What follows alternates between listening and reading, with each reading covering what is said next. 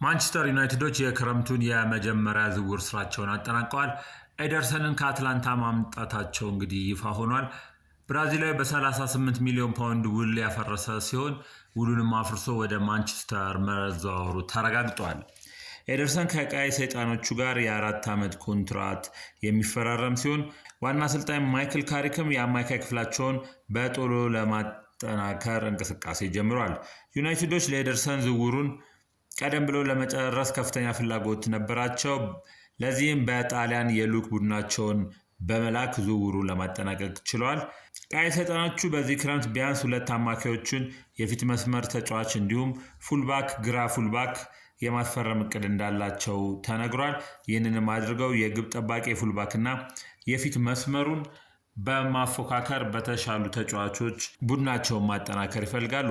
ካሲሚሮ መልቀቁን ተከትሎ የማኑኤል ኡጋርቴ የወደፊት እጣ ፈንታም አጠራጣሪ ነው። ይህ ሁሉ ታክለው እንግዲህ ማንቸስተር ዩናይትዶች በአሁኑ ሰዓት ብቸኛው ተፈጥሯዊ የመሃል አማካኝ ተጫዋቻቸው ኮቢ ሜኖ ነው። ስለዚህም የመሃል አማካዩ ስፍራቸውን በተሻለ ሁኔታ ለማጠናከር እየሰሩ ነው። ዩናይትዶች የሪያል ማድሪዱን ኦሬሊዮን ቹዋሚኒን ወይም ከኖቲንግሃም ፎረስት እንግዲህ ኤሊዮን አንደርሰንን ለማስፈረም አይናቸው መጣላቸው ተነግሯል። እንግሊዛዊ ኤሊዮን አንደርሰን ግን ማንቸስተር ሲቲን ይቀላቀላል ተብሎ ነው የሚጠበቀው። እሱም ፍላጎቱ ወደዛው መሄዱ እንደሆነ ጭምጭምታዎች ይጠቁማሉ። ኖቲንግሃም ፎረስት ይህንን እንግሊዛዊ ተጫዋች ለመሸጥ ያስቀመጠው 125 ሚሊዮን ፓውንድ ነው። ማንቸስተር ዩናይትድ ደግሞ የፋይናንስ አቅሙን ለማጠናከር ከሄደባቸው መስፈርቶች መካከል በዋነኝነት የተጫዋቾቹን ደሞዝ መቀነስ፣ ትልልቅ ወጪዎችንም አለማውጣት በመሆኑ ወደ ማንቸስተር ዩናይትድ ይሄዳል የሚለው ግምት አጠራጣሪ ሲሆን፣ ሲቲዎች ግን ይህንን ብር ከፍለው ተጫዋቹን የግላቸውን ለማድረግ እየጣሩ ይገኛሉ።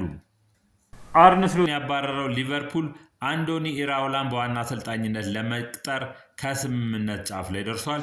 ኢራውላ በውድድር ዓመቱ መገባደጃ ላይ በርንማውዝን ለቆ በመውጣት ለአዲስ ኃላፊነት ራሱን እያዘጋጀ ነበር። ዘአትሌቲክስ ያወጣው መረጃ እንደሚያመለክተው ከሆነ እንግዲህ ኢራውላ ከሊቨርፑል ጋር የ2 ዓመት ውል ይፈራረማል። በዚህም አሰልጣኙ በሕይወት ዘመኑ የአጭር ጊዜ ስምምነቶችን ሲፈራረም ለመጀመሪያ ጊዜ ያደርገዋል። በቀጵሮስ ቡድን ኤኬ ላርናካ እንዲሁም በስፔን ቡድኖች ሚራንዴስ እና ራዮ ቫሌካኖ እንዲሁም በቦርንማውዝ ከ4 ዓመት በፊት ሲፈርም የተፈራረመው 4 ዓመት ነበረ። አሁን ግን ለመጀመሪያ ጊዜ የ2 ዓመት ኮንትራት ቀርቦለት እሱንም ታላቁን ሊቨርፑል ለማሰልጠን ፈቃደኛ ሆኗል። የ43 ዓመቱ ስፔናዊ አሰልጣኝ የቦርንማውዞቹን ረዳት አሰልጣኞች ቶሚ ሄልፊክን እና ሻውን ኩፐርን የአሰልጣኝ ቡድናቸው አካል አድርገው ወደ አንፊልድ ለማምጣት እንደሚፈልጉም ታውቋል። አርሴናልን ወደ ተመለከተ ሌላ ዜና ስናልፍ እንግዲህ ጁሊያን አልቫሬዝን አርሰናሎች ከስፔን ዋና ከተማ ወደ አርሰናል ለንደን ለማምጣት ፍላጎት እንዳላቸው ተገልጿል።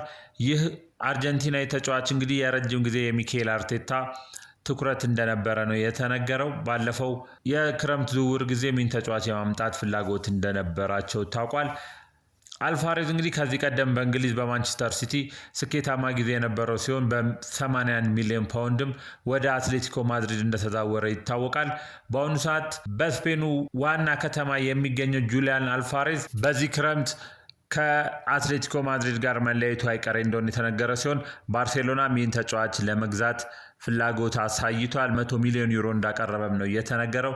ነገር ግን አሁን ተጫዋቹ ወደ ለንደን ሊመጣ የሚችልበት እድል ሰፊ መሆኑ ተነግሯል። ለዚህም በምክንያትነት የተጠቀሰው አትሌቲኮ ማድሪዶች ይህን ተጫዋች ለባርሴሎና ሸጠው ተፎካካሪያቸውን ማጠናከር ስለማይፈልጉ ነው የተባለው። ባርሴሎናዎች 100 ሚሊዮን ዩሮ ለአትሌቲኮ ማድሪድ አቅርበው ውድቅ ከተደረገባቸው በኋላም ሁለተኛ ጊዜ ለመሞከር እቅድ እንዳላቸው ተጫዋቹን ወደ ክለባቸው ለማምጣት ፍላጎት እንዳላቸው ይታወቃል። አሁን ግን አርሴናል ይህን ቢድ በመጥለፍ ተጫዋቹን ወደ ለንደን ለማምጣት ከፍተኛ ጥረት እያደረገ እንደሆነ ተነግሯል። ተጫዋቹ እንግዲህ ከ100 ሚሊዮን ዩሮ በላይ ወይም ደግሞ ከ86.4 ሚሊዮን ፓውንድ በላይ እንደሚያወጣም ይጠበቃል። ቼልሲን ወደ ተመለከተ መረጃ ስናልፍ ማርክ ኩኩሬላን እናገኛለን። ይህ የተከላካይ ስፍራ ተጫዋች በባርሴሎና፣ አትሌቲኮ ማድሪድ እና ሪያል ማድሪድ በእጅጉ እየተፈለገ ይገኛል። በስታንፎርድ ብሪጅ በነበረው ያለፉት ዓመታት ስኬታማ ጊዜን ያሳለፈው ስፔናዊ ተከላካይ ወደ ስፔን በሚገኙት ክለቦች በእጅጉ እየተፈለገ መሆኑን ተከትሎ በዚህ ክረምት ከቼልሲዎች ጋር ምናልባትም ከሰማዩ ማሊያ አውልቆ ወደ አገሩ ስፔን ያመራል ተብሎ እየተጠበቀ ይገኛል። አትሌቲኮች በፍጥነት በመንቀሳቀስ ኩኩሬላን የግላቸውን ለማድረግ እየጣሩ ነው። ዘገባዎች እንደሚያሳዩት አትሌቲኮ ማድሪድ በአሁኑ ሰዓት 43 ሚሊዮን ፓውንድ ለአትሌቲኮ ማድሪድ ለቼልሲ ማቅረቡ ተነግሯል።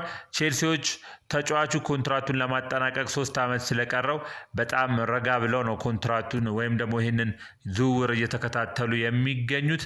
በደጋፊው በጣም የሚወደድ ተጫዋች በመሆኑም የተነሳ በክለቡ ለማቆየት ፍላጎት ያላቸው ቼልሲዎች ከ70 ሚሊዮን ዩሮ ወይም ደግሞ ከ61 ሚሊዮን ፓውንድ በታች ላቀረበ ክለብ ኩኩሬላን አንሸጥም እያሉ ነው።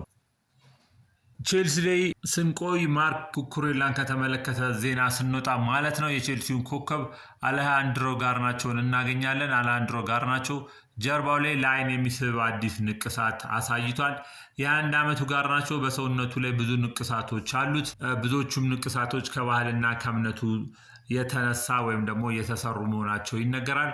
አሁን ደግሞ ጋርናቾ የሄዝ ሌጀርን የጆከርን ዘ ዳርክ ናይት ምስል የሚያሳይ ተጨማሪ ንቅሳት አክሏል። ይህ በ2008 በጣም ታዋቂ የነበረ ፊልም ነው። ትልቅ መጠን ያለው አዲሱ ንቅሳት ጀርባውን በሙሉ ሸፍኖታል። ዋይ ሶ ሲሪየስ የሚል ጽሑፍም ሰፍሮበታል። ጋርናቾ ይህን ታቶ የተሰራው በሎስ አንጀለስ በሚገኘው በታዋቂው የንቅሳት አርቲስት ጆዋኪን ጋንጋ ነው። ጋንጋ ከዚህ ቀደም እንደ ድሬክ፣ ሊብሮን ጄምስ እና ፖስት ማሎን ከመሳሰሉ ታላላቅ አርቲስቶች ጋር አብሮ ሰርቷል። አሁንም እንግዲህ የጋርናቾን አስገራሚ ታቱ በጀርባው ላይ ሊያስቀምጥለት ችሏል ማለት ነው። ጋርናቾም ይህን ታቱ ለመሰራት በርካታ ዶላሮችን እንደከፈለና ረጅም ሰዓት የፈጀ የስራ ጊዜም ወይም ደግሞ ታቱን ለመስራት ረጅም ሰዓት እንደፈጀ ነው የተነገረው። ከማንቸስተር ዩናይትድ ወደ ቼልሲ የተዛወረውና በሰማያዊዎቹ ቤት የተሳካ ጊዜ ማሳለፍ ያቃተው ጋርናቾ የእግር ኳስ ወርቃማ ጊዜው በከንቱ እንዳያልፍ እያሰጋ ይገኛል። ከአርጀንቲና ብሔራዊ ቡድንም የዓለም ዋንጫ ስብስብ ውጪ መሆኑ ይታወቃል።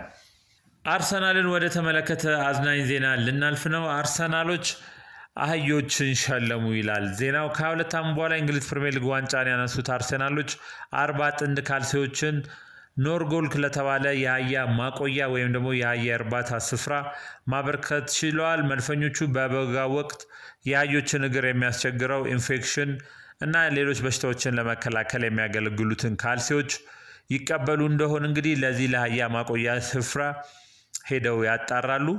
ይህም መልካም የበጎ አድራጎት ስራ እንደሆነ ተቆጥሮላቸዋል። ድርጅቱም እንግዲህ በመልካም የአርሴናልን ሀሳብ በመቀበሉ 40 ጥንድ ካልሲዎች ሊበረከቱለት ችለዋል። ሄኒ ሮድስ የተባሉ እንግዲህ የዚህ የድርጅቱ ኃላፊ እንደተናገሩት ከሆነ በበጋ ወቅት ዝንቦች ወደ አህዮች እግር በጣም ያመሩና ህመምና ከክ ያስከትልባቸዋል። ይሄ የተበረከተልን ካልሲም እንግዲህ እነዚህን ችግሮች ለመቅረፍ በጣም ጠቃሚ ነው። በዚህ በበጋ ወቅትም አህዮቻችን ፋንሲ የሆነ ጊዜ ያሳልፋሉ ሲሉ ቀልድም ወይም ደግሞ ጨዋታን የሚያጭር ሀሳብ ሰንዝረዋል። አርሰናልም እንግዲህ ለአህዮች 40 ጥንድ ካልሲዎችን በመሸለም አስገራሚነታቸውን አሳይተዋል። ከስፖርት ዜናዎቹ ጋር አቤል አለማየሁ ነበር። በሌላ ስፖርት ዜና በቶሎ እንገናኛለን። መልካም ጊዜ